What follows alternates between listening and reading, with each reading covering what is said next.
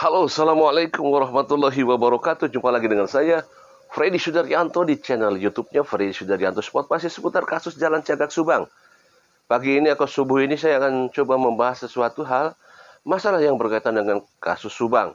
Tapi seperti biasa saya ucapkan banyak terima kasih sebelumnya kepada rekan sahabat yang sudah subscribe, menonton, dan juga komentar di channel YouTube saya.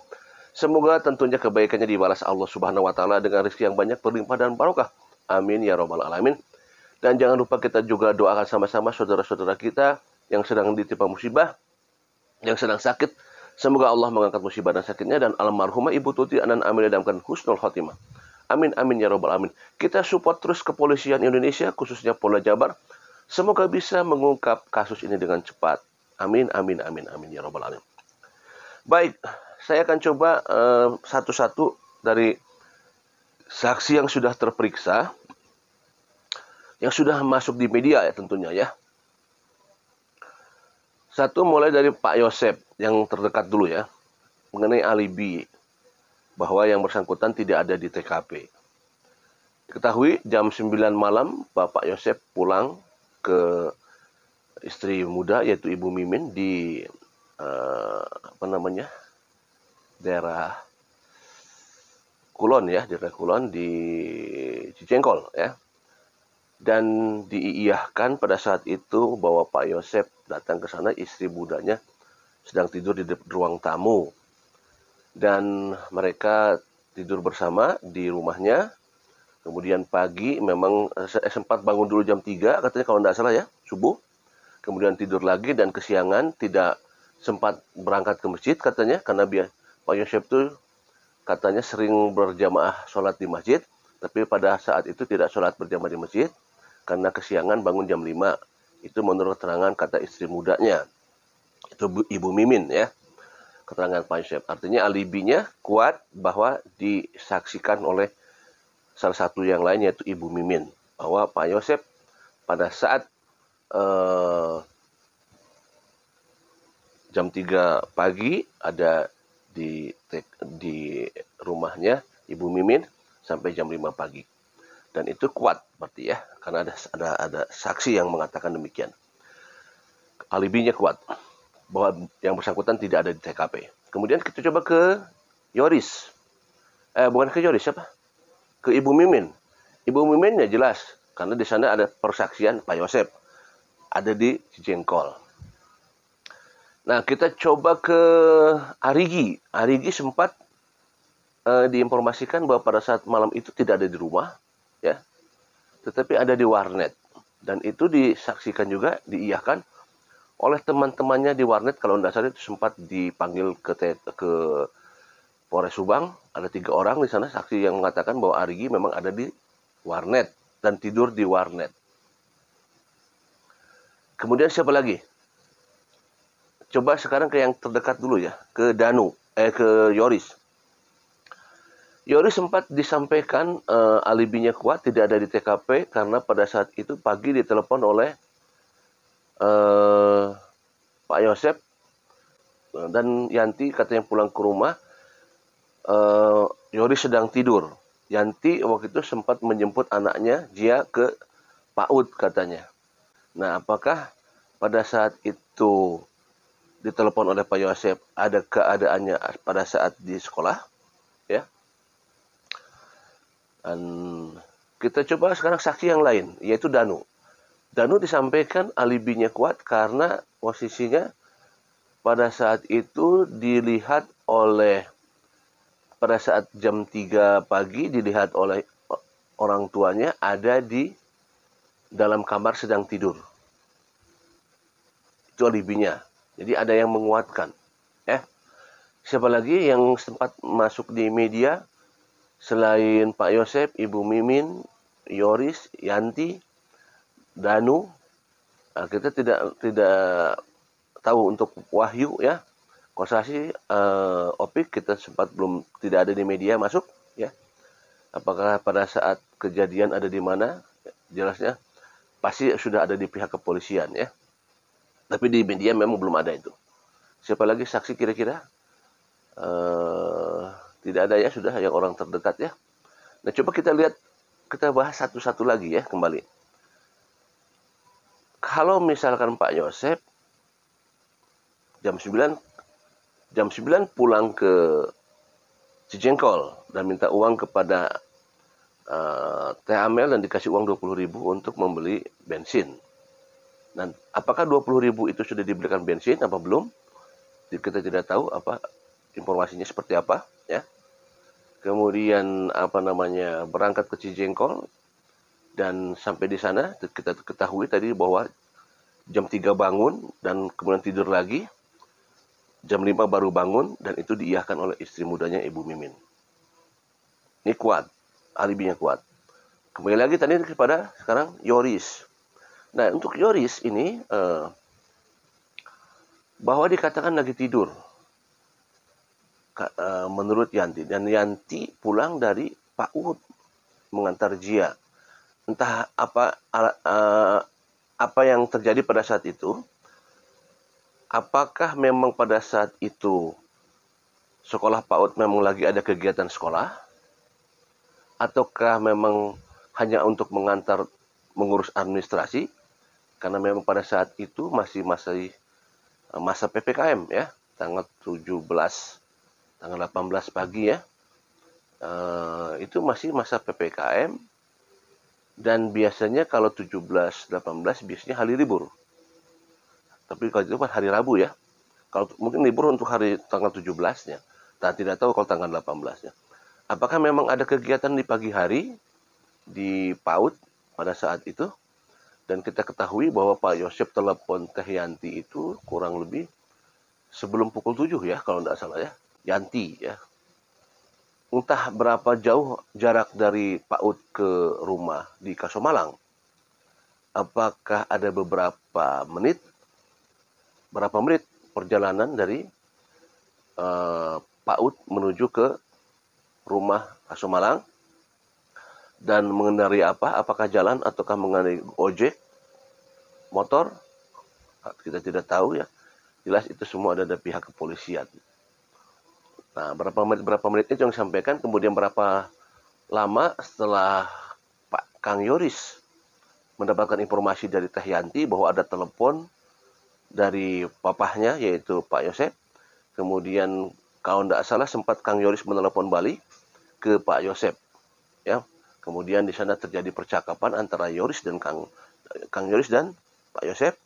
Kemudian apa yang kita tahu semua di media, apa yang terjadi percakapan tersebut, ya. Ada percakapan apa pada saat itu, ada sempat di media. Kemudian yang Yoris bergegas menuju ke TKP, dan sempat ada perkataan dari Yanti, tenang A. Nah, seperti pada saat di perjalanan, apa yang akan dilakukan nanti di sana? Nah, itu sempat ada perkataan itu dari Yanti pada saat bergegas ke sana.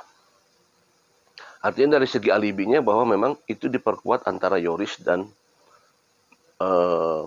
Yanti. Tetapi diperkuatnya itu tentunya adalah yang kita tahu di media pada saat ada telepon dari Pak Yosep, ya, sekitar kurang lebih dari jam 6 sampai jam 7 berkisarnya.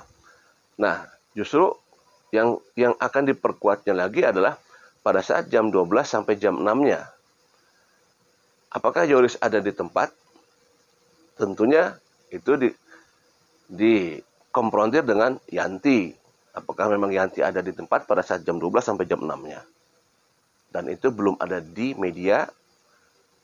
Saya belum dengar, ya, ada pernyataan bahwa dari jam 12 sampai jam 6 masing-masing dari baik pihak Yoris dan Yanti apa mengiyakan bahwa mereka ada di rumah pada saat jam krusialnya.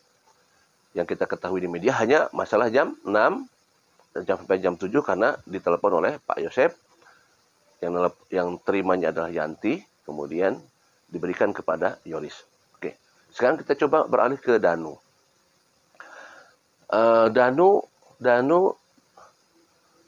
pukul 3, karena waktu sempat ada ribut, sempat rame sekitar pukul 3, bahwa sempat ada perkataan dari Danu yang memang sempat dianulir, bahwa Danu keluar jam 3 untuk membeli nasi goreng. Kemudian nasi goreng itu ternyata tutup katanya, tidak jadi, balik lagi dan sempat melihat seseorang, ada 2 orang di TKP, sempat disebutkan ya di media, kita tahu semua itu. Tapi selang berapa lama dipanggil oleh Kapolres Subang, ternyata berubah daripada apa yang disampaikan oleh Danu. Karena waktu itu kita dapat informasi masalah itu dari salah satu YouTuber, yaitu dari Ki Anom ya. Dan pada saat itu Ki Anom itu berserta beberapa orang lagi ya. Di sana kita ketahui ada siapa kalau tidak salah Pak Kades dan beberapa dari pihak ke kepolisian ya. Dan mengatakan bahwa jam 3 Danu keluar, kita tahu itu semua, tapi dianulir dan ternyata tidak demikian, bahwa alibi yang disampaikan bahwa jam 3 menurut ibunya adalah Danu sedang tidur. Apakah memang kebiasaan ibunya Danu pada saat jam 3 keluar? Kemudian bagaimana ibunya dari Danu mengetahui bahwa Danu ada di kamar sedang tidur? Apakah pola kebiasaan Danu pada saat tidur mengunci pintu apa tidak? Ya, pola kan itu kalau masalah tidur kan bisa ada pola-pola masing-masing ya. Pola masing-masing itu begini. Kayak ada orang yang parnoan itu kalau dia masuk kamar selalu mengunci pintu, ada seperti itu.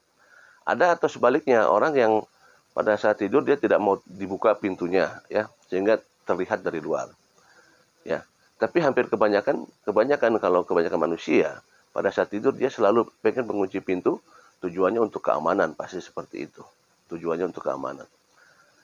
Nah, apakah memang kebiasaan Danu membuka pintu pada saat tidur sehingga diketahui oleh ibunya bahwa Danu sedang tidur ya? Tapi kalau saya lihat pernah datang ke rumah Danu gitu ya, posisi Danu tuh kalau kamarnya itu memang pakai jendela, pakai apa? Gordeng. Kalau nggak salah saya sempat lihat tuh pakai gordeng ya. Dan apakah kembali lagi apa kebiasaannya memang dikunci apa tidak sehingga Waida atau ibu dari Danu bisa melihat keadaan Danu jam 3 pagi bahwa Danu sedang tidur. Nah, itulah diperkuat oleh ibunya Danu bahwa Danu sedang tidur. Nah, inilah masing-masing alibi yang memang kuat ya. Masing-masing diperkuat oleh pernyataan saksi yang lain bahwa yang bersangkutan tidak ada di TKP. Tapi memang ada hal-hal yang memang sedikit memang berkaitan masalah, terutama yang kalau saya lihat adalah untuk Kang Yoris dan Danu ya. Karena ada kaitan-kaitan seperti katakanlah kalau misalkan Danu mengambil di situnya sempat dikatakan membeli nasi goreng dan itu dianulir, tidak ya. Kemudian sempat ada juga kita sempat di media terblow up masalah nasi goreng. Ada nasi goreng di TKP, katanya 3 bungkus kalau nggak salah ya. Nasi goreng di TKP 3 bungkus. Apakah pertanyaan siapa yang mau beli nasi goreng itu? Apakah nasi goreng itu dipesan oleh kedua almarhumah? Ataukah nasi goreng itu dibawa oleh seorang pelaku? Ya. Ataukah nasi goreng itu dipesan oleh korban dari tukang nasi goreng yang pakai roda malam hari, dan ataukah nasi goreng itu dipesan lewat aplikasi seperti food ya, GoFood dan lain sebagainya. Nah, ini juga jadi pertanyaan sebenarnya, karena tidak ada yang tahu siapa yang memesan nasi goreng itu, karena tidak ada saksi lain yang melihatnya. Yang jelas bahwa ada nasi goreng di TKP. Nah, justru itu. Ini pertanyaannya, apakah ada persesuaian dengan nasi goreng yang disampaikan oleh pada saat itu diperkirakan diduga bahwa Danu membeli nasi goreng. Nah, jelas ini semua hanya penyidik yang bisa menjawabnya. Karena kita hanya bisa mereka-reka dan menduga-duga. Kemudian masalah Yoris. Bahwa Yoris pagi lagi tidur. Kemudian Yanti menerima telepon dari Pak Yosep, tapi Yanti yang menerimanya. apa namanya? Sedangkan kita tahu bahwa Yanti sedang dipaut. Apa kepada pihak penyidik, bagaimana semuanya, terutama masalah alibi-alibi yang memang diperkuat oleh masing-masing saksi. Tentunya kembali lagi kalau saya bicara masalah yang tadi satu adalah apa namanya? Semuanya bisa saja terjadi dan tidak ada masalah karena tidak berkaitan dengan kasus langsung pengeksekusiannya. Itu hanya sebagai petunjuk saja karena nantinya akan dikaitkan keberadaan yang bersangkutan. Apakah ada di TKP atau tidak. Assalamualaikum warahmatullahi wabarakatuh.